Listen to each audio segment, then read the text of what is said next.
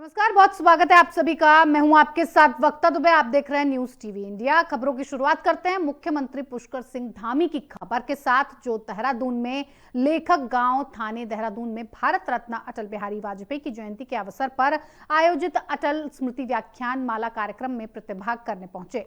इस अवसर पर उन्होंने अटल प्रेक्षागृह का भी लोकार्पण किया और सीएम पुष्कर सिंह धामी ने भारत रत्न पूर्व प्रधानमंत्री स्वर्गीय अटल बिहारी वाजपेयी को श्रद्धांजलि अर्पित करते हुए ये कहा कि देवभूमि उत्तराखंड को राज्य का दर्जा देने वाले अटल बिहारी वाजपेयी ही थे। उन्होंने ये कहा कि इस कार्यक्रम के माध्यम से उनके विचारों, लोकतांत्रिक मूल्यों और राष्ट्रनिष्ठ भावना को युवा पीढ़ी तक पहुंचाने का सार्थक प्रयास किया जा रहा है। सीएम ने यह भी कहा कि स्वर्गीय अटल बिहारी वाजपेयी का संपूर्ण जीवन राष्ट्रभक्ति, लोकतांत्रिक मर्यादाओं और मानवीय मूल्यों का जीवंत प्रतीक रहा है। उन्होंने यह भी कहा कि श्रद्धेय अटल का देवभूमि उत्तराखंड से अत्यंत आत्मीय और गहरा लगाव रहा है। उनके नेतृत्व वाली सरकार ने ही उत्तराखंड राज्य की स्थापना करके हमारे वर्षों पुराने सपनों को साकार करने का ऐतिहासिक कार्य किया। इसके साथ ही सीएम धामी ने यह भी कहा कि अटल बिहारी वाजपेयी की प्रेरणा और पीएम नरेंद्र मोदी के नेतृत्व और मार्गदर्शन में राज्य सरकार जनता की आकांक्षाओं पर खरा उतरने के ध्येय के साथ निरंतर कार्य कर रही है। और क्या कुछ कहा है सीएम धामी ने, आपको सुनवाते हैं।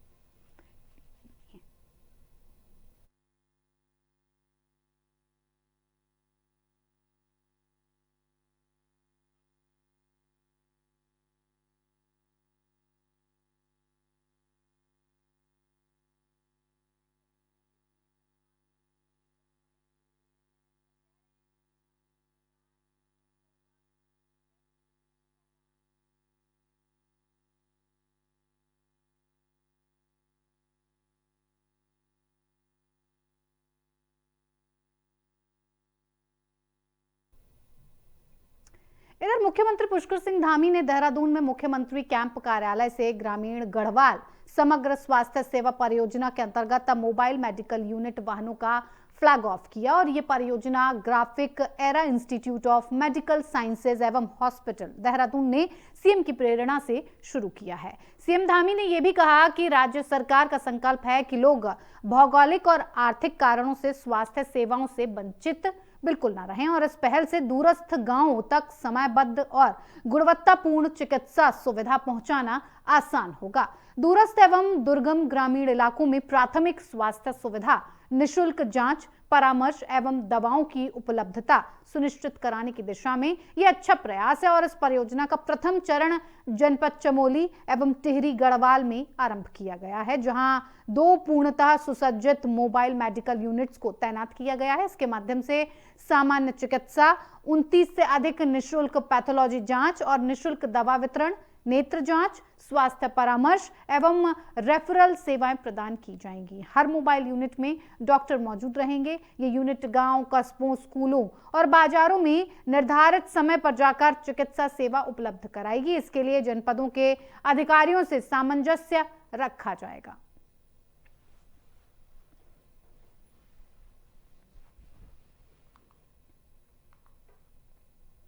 चलिए खबरों में आगे बढ़ेंगे। मुख्यमंत्री पुष्कर सिंह धामी अपने 2 दिवसीय नैनीताल दौरे पर हैं और मुख्यमंत्री ने आज मॉर्निंग वॉक के दौरान पुलिस एवं प्रशासनिक अधिकारियों के साथ शीतकालीन यात्रा और नए वर्ष के दृष्टिगत पर्यटकों की सुविधा हेतु की गई व्यवस्थाओं और यातायात प्रबंधन की समीक्षा की। उन्होंने पार्किंग, बेहतर यातायात व्यवस्था सुनिश्चित करने तथा अत्यधिक ट्रैफिक की स्थिति में वैकल्पिक रूट प्लान को तैयार करने के भी दिशा निर्देश जारी किए।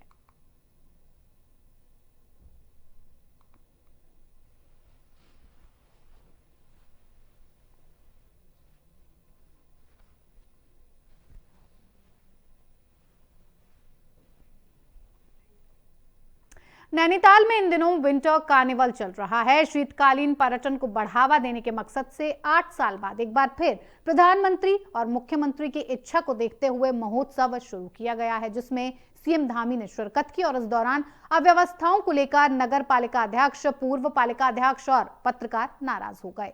न ही प्रथम नागरिक महिला नगर पालिका अध्यक्ष को इस महोत्सव में आने के लिए कहा गया और इसके साथ ही पूर्व अध्यक्ष और सभासदों को भी आमंत्रित नहीं किया गया। धामी के सामने रो पड़ी महिला, लेकिन पुष्कर सिंह धामी ने इस महिला को नजरअंदाज कर दिया। पद्मश्री अनूप शाह को भी गेट पर रोका गया और प्रशासन के द्वारा पत्रकारों को धामी के कवरेज के लिए भी रोका गया और पत्रकार मुख्य मंच पर धरने में बैठ गए। कार्यक्रम में बोलते हुए सीएम धामी ने यह कहा कि पर्यटन को बढ़ावा देने के लिए एडवेंचर स्पोर्ट्स, विंटर पर्यटन, village tourism, film tourism, home stay, Apple tourism आदि को बढ़ा रहे हैं। पलायन निवारण आयोग के सर्वे में रिवर्स पलायन में स्थान पाया है। संस्कृति और डेमोग्राफी को बचाने के लिए काम किया है। विपक्ष को लैंड जिहाद पर आपत्ति होती है। 10,000 एकड़ से ज्यादा जमीन लैंड जिहाद से खाली कराई गई है। दंगाइयों के खिलाफ इतनी कड़ी कार्रवाई की है कि आज दंगा करने वाला पहले ये सोचता है कि दंगा करना है या नहीं।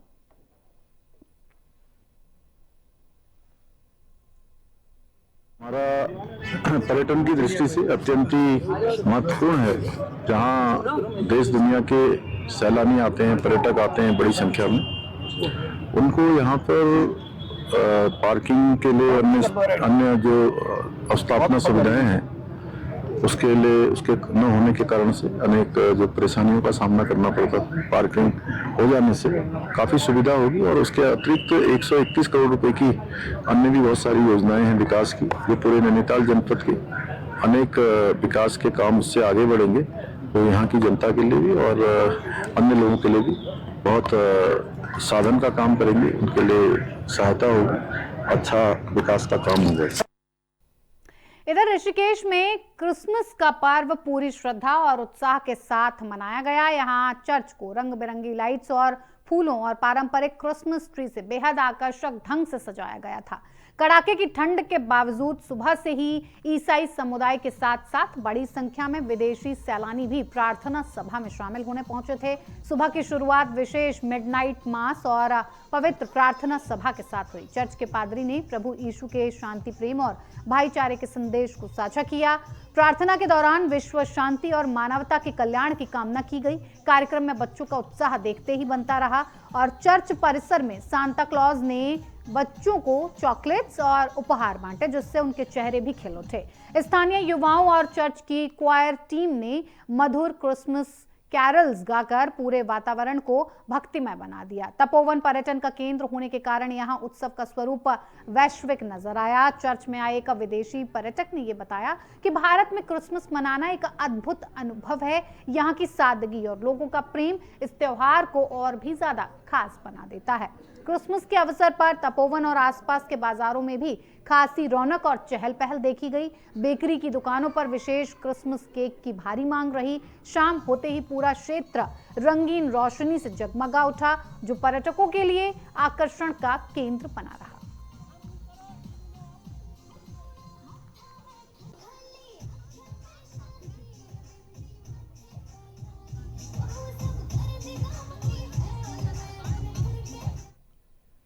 मॉल रोड से पटरी व्यापारियों को हटाए जाने के बाद मसूरी में विवाद काफी गहरा गया है। नगर पालिका ने टाउन वेंडिंग कमेटी के तहत चयनित कुछ व्यापारियों को वैकल्पिक वेंडिंग जोन में शिफ्ट कर दिया है, जबकि कई पटरी व्यापारी अब भी मॉल रोड पर दुकान लगाने की मांग को लेकर झूला घर स्थित शहीद स्थल पर अनिश्चितकालीन धरने पर बैठे हैं। अधिशासी अधिकारी गौरव भसीन ने व्यापारियों से मुलाकात करके ये कहा कि जनवरी के पहले सप्ताह में टाउन वेंडिंग कमेटी की बैठक होगी, जिसमें शेष पात्र पटरी व्यापारियों का चिन्हीकरण कर उन्हें रोजगार के लिए स्थान दिया जाएगा। उन्होंने स्पष्ट किया कि नियमों के खिलाफ कोई काम नहीं होगा और प्रशासन लगातार संवाद कर रहा है। वहीं पटरी व्यापारियों का यह आरोप है कि उनके साथ भेदभाव किया गया है। उन्होंने धरना जारी रखने और टाउन वेंडिंग कमेटी को भंग करने की मांग उठाई है। व्यापारियों ने ये चेतावनी दी है कि मांगे नहीं मानी गई तो वो कोर्ट का रुख करेंगे। पटरी व्यापारियों की आजीविका और मॉल रोड की व्यवस्था के बीच संतुलन बनाना अब प्रशासन के लिए एक बड़ी चुनौती बना हुआ है।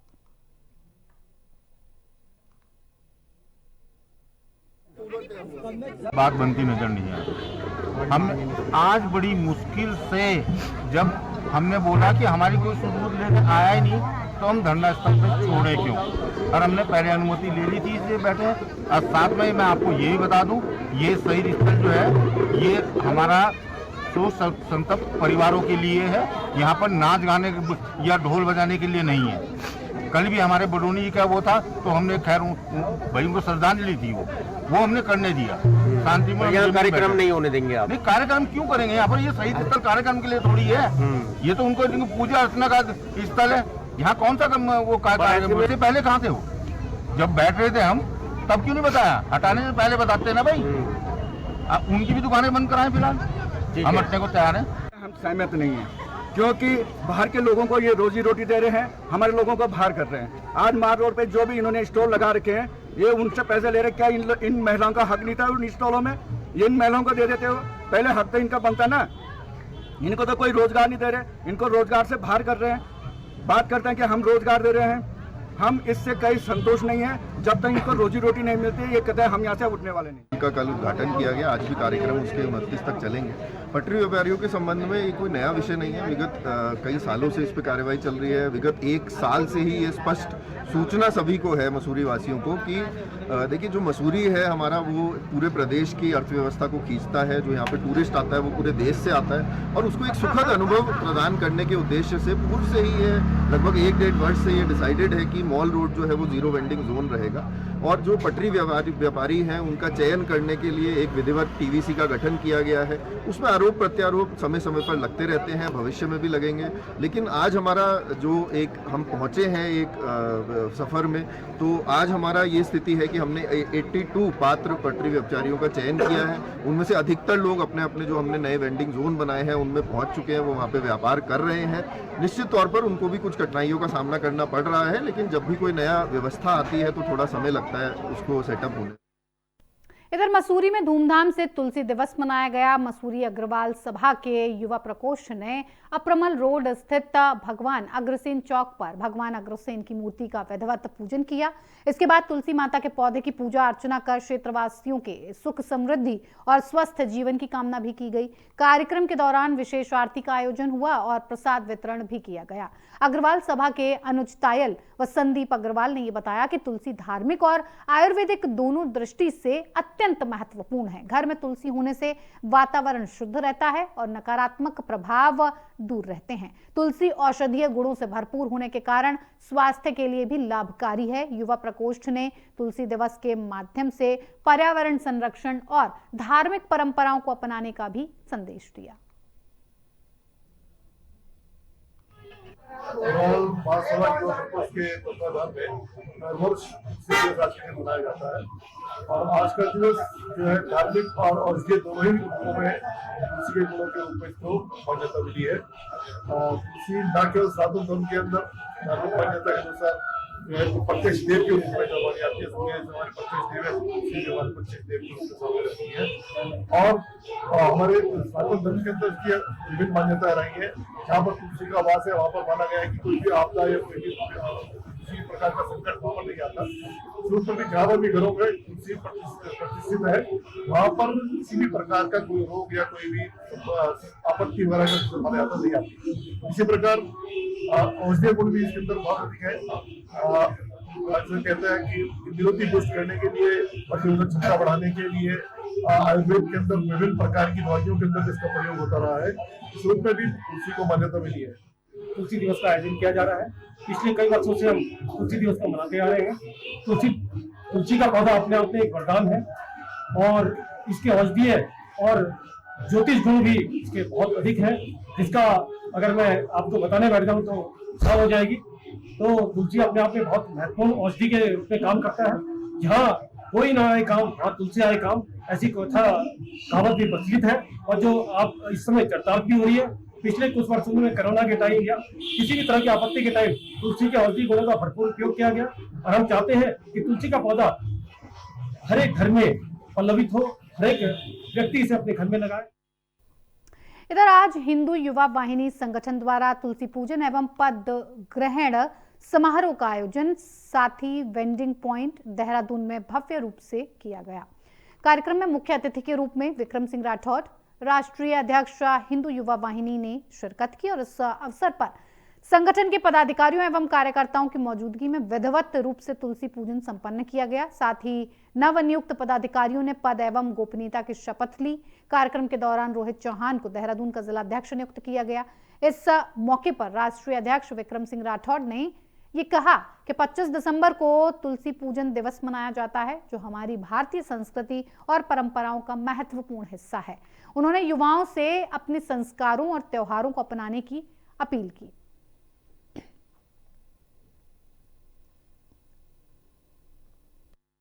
जो मेरे को जिम्मेदारी दी है, मैं इसमें खड़ा उतरूंगा और मैं अपने पूरे उत्तराखंड में इसको ज़्यादा से ज़्यादा आगे बढ़ाऊंगा। और मैं अपने जितने भी हमारे मंदिर, जितने भी मंदिर हमारे हैं, जो अभी तक जिनका निर्माण नहीं हुआ है, उसको कार्य करने का काम करूंगा। और पूरे प्रदेश में हम हिंदू वाहिनी को गठित करेंगे, यही कार्य रहेगा, विस्तार करेंगे और यही कार्य रहेगा। और जितने भी हमारे ये अभी बांग्लादेश में जो हुआ है, हम इसके बहुत खिलाफ है और हम हिंदुत्व के लिए काम करेंगे। आज देहरादून में रोहित जी को, राजा चौहान जी को हमने जिलाध्यक्ष की जिम्मेवारी दी है और वो थोड़े समय के लिए जिला संभालने के बाद प्रदेश की तरफ आएंगे। और इनको बताया गया है हिंदू युवा वाहिनी में 36 कौम, 36 बिरादरी रहनी चाहिए, हर जगह का प्रतिनिधित्व होना चाहिए। ऐसा नहीं कि हम सिर्फ प्लेन रहे या पहाड़ वाले लोग रहे, नहीं, सब मिलके रहें और एकजुट रहें। एक है तो सेफ है।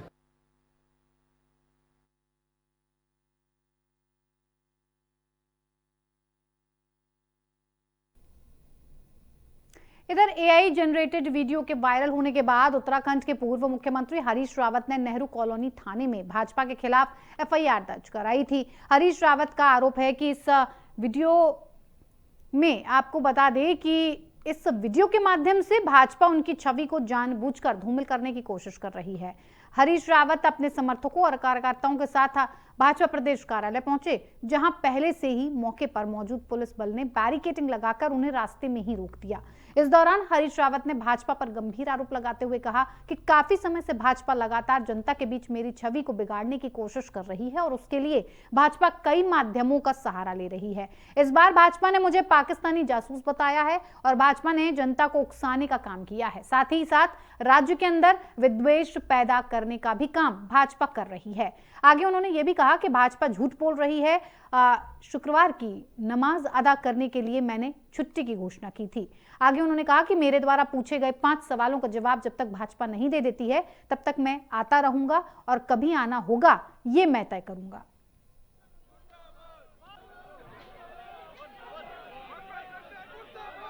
पंद्रह से भाजपा लगातार जनता में, उत्तराखंड के लोगों में मेरी छवि को बिगाड़ने का दुष्प्रयास कर रहे हैं निरंतर। उसके लिए कई तरीके के माध्यमों का सहारा ले रही है। इस बार भाजपा ने नीचता की हद की है और मुझे पाकिस्तानी जासूस दिखाते हुए कि मैं देश के लिए, देश के खिलाफ जासूसी कर रहा हूं, ये दिखाया है और साथ साथ मुझे गोली मारी है। मेरे प्रति एक जासूस जो देश के रहस्य बता रहा है, ऐसे जासूस के प्रति लोगों के मन में घृणा पैदा हो ताकि लोग मुझे गोली मारें, इसके लिए उकसाया है। और दूसरा, उन्होंने मेरी छवि को इस तरीके से प्रस्तुत किया है जिससे राज्य के अंदर सामाजिक विद्वेष पैदा हो। इधर देहरादून के सर्वे चौक स्थित आईआरडीटी ऑडिटोरियम में बाल आयोग द्वारा वीर बाल दिवस के उपलक्ष्य में एक विशेष सांस्कृतिक कार्यक्रम का आयोजन किया गया। इस अवसर पर बच्चों को देश के वीर सपूतों के बलिदान और उनके आदर्शों से परिचित कराने के उद्देश्य से म्यूजिकल कॉन्सर्ट प्रस्तुत किया गया। कार्यक्रम में सिख इतिहास के उन वीर बालकों की गाथा को संगीत के माध्यम से दर्शाया गया जिन्होंने कम उम्र में भी अदम्य साहस का परिचय देते हुए सर्वोच्च बलिदान दिया। बाल आयोग की अध्यक्ष डॉक्टर गीता खन्ना ने ये कहा कि वीर बाल दिवस बच्चों में सही मूल्यों, साहस और आदर्शों की स्थापना का माध्यम है। उन्होंने प्रधानमंत्री की दूरदर्शी सोच की सराहना करते हुए ये कहा कि ऐसे आयोजनों से बच्चे प्रेरणा लेते हैं और राष्ट्र निर्माण में अपनी भूमिका निभाने के लिए प्रोत्साहित होते हैं। कार्यक्रम के सफल आयोजन के लिए हेमकुंड साहिब ट्रस्ट और गुरमत संगीत विद्यालय का भी आभार व्यक्त किया गया।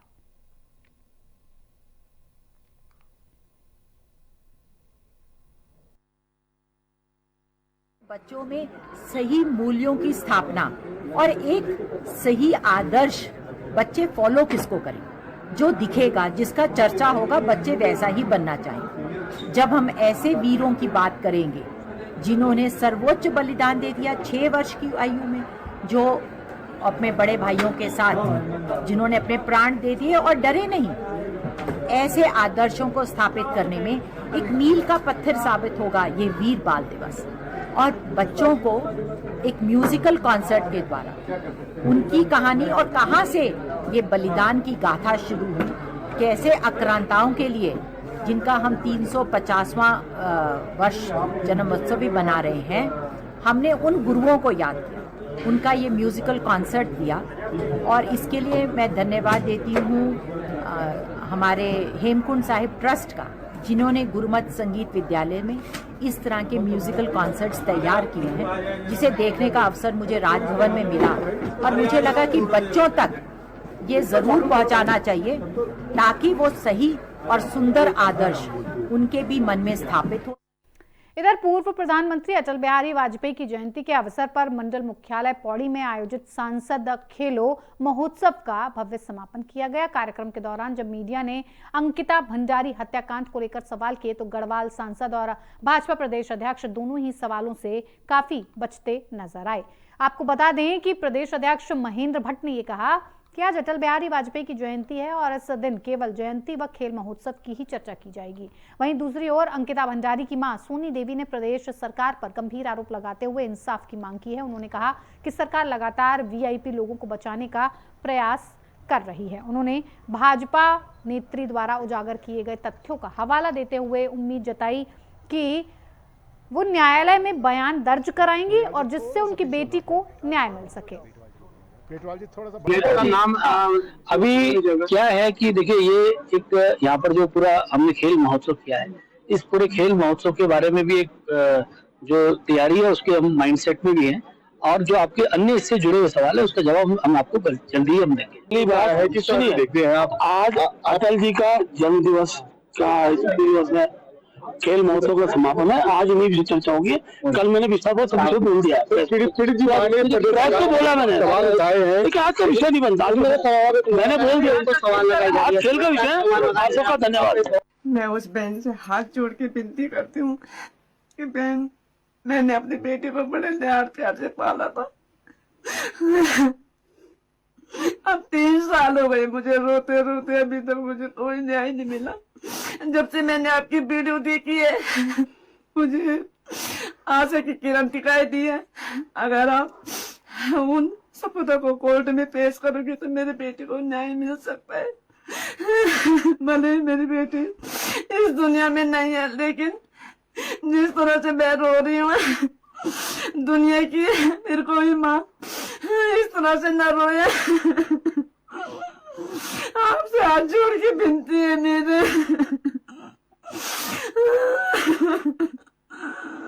क्या आप ये सारे सबूत कोर्ट में पेश करना अगर आप चाहते हैं तो। राष्ट्रीय राजनीति में अटल जी से बड़ा व्यक्तित्व आज तक कोई नहीं हुआ। उनको अजात शत्रु कहा जाता था। जब पार्लियामेंट के अंदर वो बोलते थे, उनकी बात पक्ष विपक्ष सभी सुनते थे। जब नरसिम्हा राव की सरकार में एक बार भारत का अस्तित्व करने के लिए किसी व्यक्ति को यूएनओ जाना था और उसमें विदेश मंत्री को भेजा जाता है, नरसिम्हा राव जी ने भारत का अस्तित्व करने के लिए वाजपेयी जी को भेजा और यूएनओ के अंदर उन्हें हिंदी के अंदर अपना भाषण दिया। वो भारत। इधर कांग्रेस कमेटी के नेतृत्व में विकास नगर में बांग्लादेश में हिंदुओं की निर्मम हत्या और उन पर लगातार हो रहे अत्याचारों के विरोध में जिला कांग्रेस कमेटी के अध्यक्ष संजय किशोर जी के नेतृत्व में पहाड़ी गली चौक पर बांग्लादेश का पुतला दहन किया गया।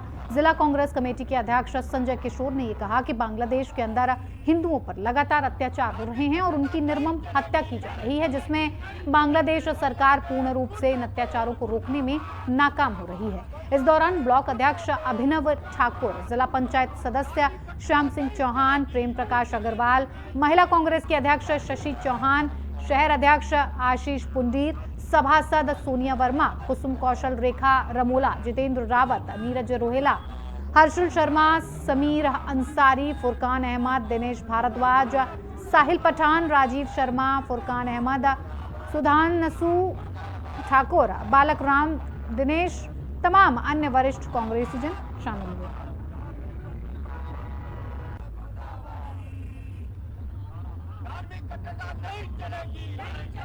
जिस प्रकार से बांग्लादेश के अंदर हिंदू भाइयों पे अत्याचार हो रहा है, निर्दोष लोगों को मारा जा रहा है, धार्मिक कट्टरता के तहत उन लोगों को मारा जा रहा है, उसके विरोध में आज कांग्रेस के कार्यकर्ताओं ने बांग्लादेश का पुतला फूंका है और अब केंद्र सरकार से मांग करते हैं कि हिंदुओं की जो अत्याचार हो रहा है उस पर तुरंत संज्ञान लेके बांग्लादेश देश को चेतावनी देने का काम करे, वो जल्द से जल्द उन अत्याचारों को और निर्दोष हिंदुओं को जो कत्लेआम किया जा रहा है उस पर रोक लगाने का काम करे। चलिए खबरों में आगे बढ़ते हैं। बिना बारिश और बिना बर्फबारी के सूखी ठंड लगातार बढ़ती जा रही है। तापमान में भी लगातार गिरावट आ रहा है और इस लिहाज से ठंड बढ़ने से सुबह और शाम लोग और पशु भी घरेलू अंगीठी और अलाव का सहारा ले रहे हैं। वहीं सुबह और शाम सूखी ठंड से लोग बीमार भी पड़ रहे हैं। दिसंबर का माह समाप्त होने वाला है, लेकिन इस समय बर्फ तो दूर की बात, बारिश भी नहीं हो रही है। बारिश और बर्फबारी नहीं होने से किसान, बागवान सब परेशान हैं। ठंड बढ़ने से बाजार में भी इसका असर दिखाई दे रहा है और सन्नाटा पसरा हुआ है। बाजारों में केवल वो लोग ही दिख रहे हैं जो ठंड से बचने के लिए अलाव का सहारा ले रहे हैं। पहाड़ों में बर्फ नहीं पड़ने से हिमचोटियां खाली दिखाई दे रही हैं। ग्लोबल वार्मिंग के चलते बारिश और बर्फबारी नहीं होने से अभी से पानी की समस्या होनी भी शुरू हो चुकी है।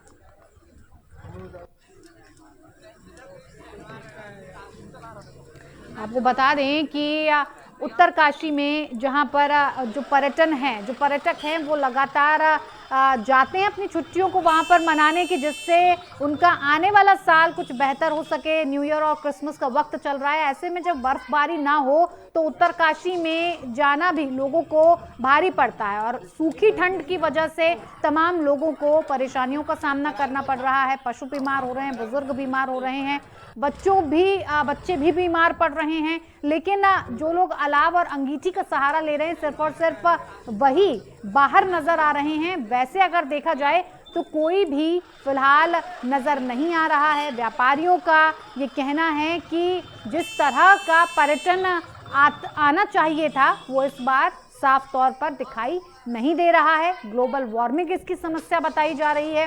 ग्लोबल वार्मिंग के बढ़ने की वजह से कहीं ना कहीं इस बार बारिश भी नहीं हुई है और जो हिमचोटियां हैं वो पूरी तरह से खाली दिखाई दे रही हैं, जिन्हें देखने के लिए दूर दूर से विदेशी सैलानी उत्तराखंड पहुंचते हैं और वहां के जो मौसम होता है उसका आनंद लेते हैं। लेकिन फिलहाल ऐसा कुछ भी उत्तराखंड में नजर नहीं आ रहा है। बाजारों में सन्नाटा फैला हुआ है।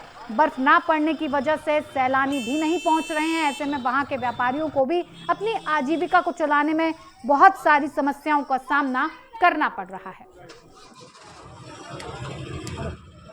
शीतलहर पहाड़ों में होना स्वाभाविक सी बात है, लेकिन शीतलहर दो प्रकार की होती है। एक खोरी ठंड होती है, एक बर्फीली ठंड होती है। बर्फीली ठंड का होना जो है पहाड़ों में इस दौर में, ये दिसंबर माह का एंड है, अगर बर्फीली ठंड यदि होती है दिख रही है, काली दिख रही है और उसके चलते लगातार तापमान में गिरावट हो रही है, जिसे कोरी ठंड कहा जाता है। आप देखें ये पशु भी जो है आग के सहारे यहाँ पर अपनी ठंड दूर करने का प्रयास कर रहा है। हम लोग भी, तमाम जो यहाँ के नगरवासी, हम लोग भी यहाँ पर बैठ करके ठंड दूर करने का प्रयास कर रहे हैं। कुल मिलाकर के मौसम का ये परिवर्तन है और अगर हालात यही रहे तो इससे जो है जो स्वास्थ्य संबंधी जो समस्याएं हैं उनकी बढ़ने की भी संभावनाएं बनती है, क्योंकि मैंने पूर्व में भी कहा था कि अगर बर्फीली ठंड हो तो हम लोगों का जो पहाड़ी लोगों का जो नेचर है वो हम लोग जो है अभ्यस्त हो चुके हैं उस ठंड को झेलने का। लेकिन ये कोरी ठंड जो मौसम चक्र के परिवर्तन की वजह से हो रही है बीमारी का कारण बनती है और कुछ नहीं।